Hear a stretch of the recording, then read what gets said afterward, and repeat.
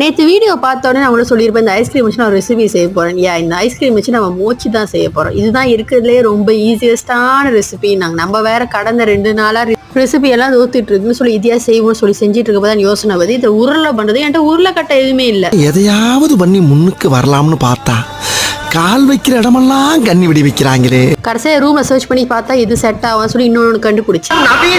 இதான் திகிலானோ மனசை தேர்த்திக்கோங்க. எப்படி நான் என் மனசை தேர்த்தி இந்த வீடியோ எடிட் பண்ணணும் அதே தான். மோச்சிக்குள்ள ஐஸ்கிரீமை வச்சு எடுத்து பார்த்தா அது பிஞ்சு பிஞ்சு வருது. அதுக்கப்புறம் அது மேலே பேச்சக்க போடுங்க மறைச்சு வைங்கன்னு எவ்வளோ பட்டிட்டுங்கிறீ பார்த்தாலும் என் மோச்சியை கடைசியில் பார்க்க என்னடா மூஞ்சி இது, இதெல்லாம் வியாபாரம் ஆகாது.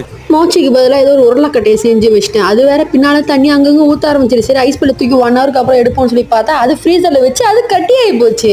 அதுக்கப்புறம் பார்த்தா அது மாவு மாதிரி இருக்கு, கொழுக்கட்டை மாதிரி இருக்கு. இது கொழுக்கட்டையே நான் செஞ்சுட்டு போயிருந்தா கூட ஏதோ சக்ஸஸ் ஆகிருப்போம் போல.